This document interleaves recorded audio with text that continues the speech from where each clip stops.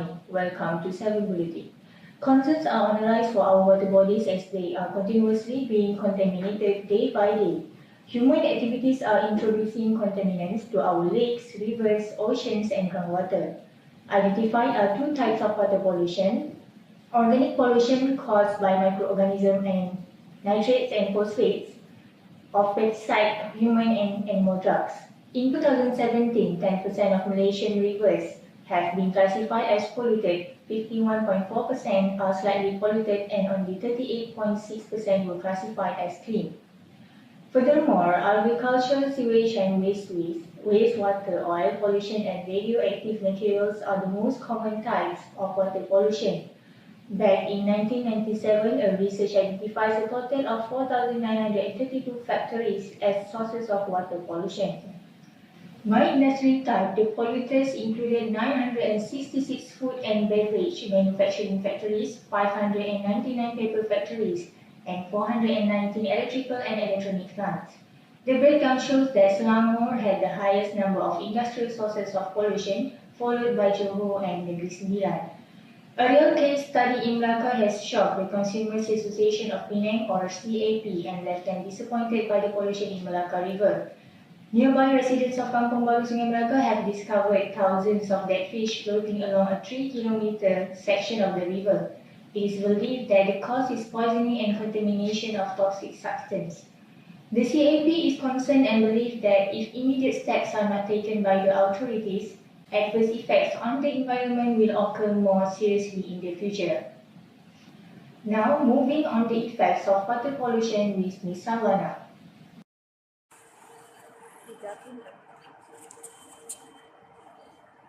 Okay, thank you, Ms. Hasha. Indeed, the effect is detrimental, especially to us humans. Waterborne pathogen in the form of disease-causing bacteria and viruses from human and animal waste are a major cause of illness from contaminated drinking water. Disease spread by unsafe water include cholera, diarrhea, and typhoid. Even in wealthy nations, accidental or illegal release from sewage treatment and facilities, as well as runoff from farms and urban areas, contribute harmful pathogens to waterways.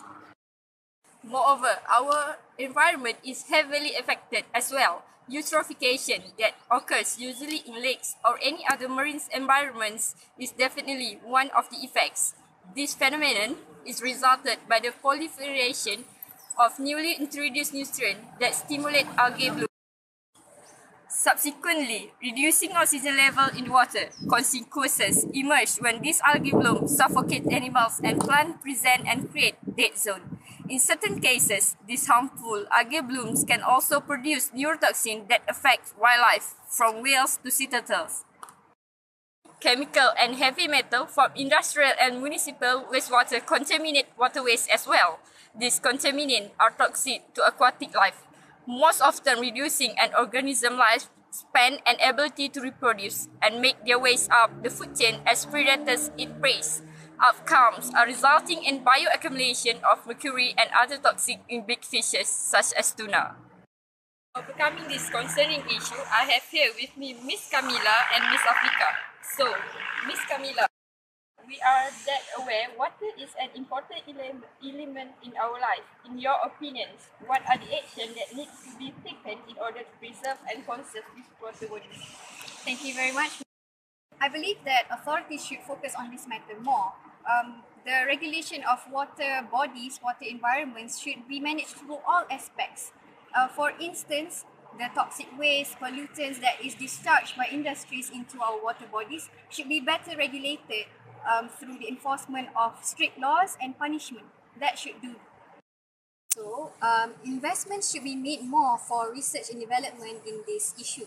This is to better our water regulation, water maintenance, and also to improve our water bodies. For example, there's already an invention that is widely known in our market, which is the auto garbage bin.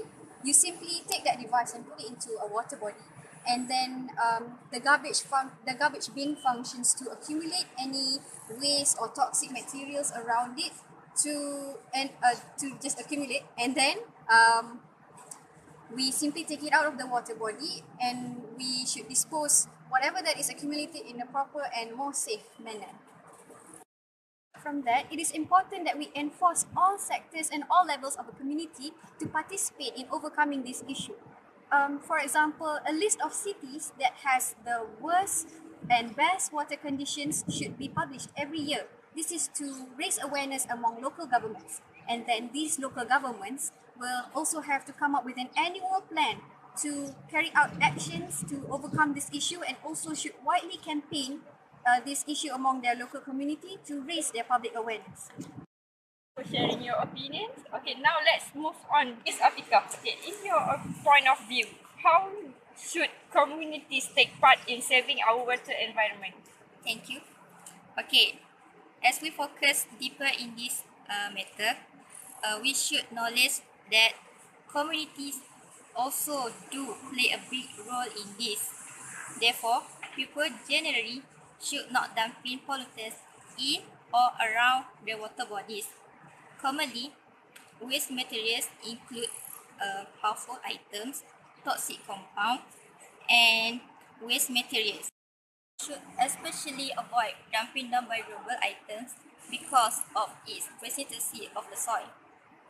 Despite that, communities can work together in cleaning local water bodies, such as organizing the beach cleans up. Education is important in building a community that loves environments, and this starts from home. Hence, parents should play an important role in educating their children about the importance of environments and how they should be preserved and conserved for a better life. Also, we need to stop using the toilet as a waste basket.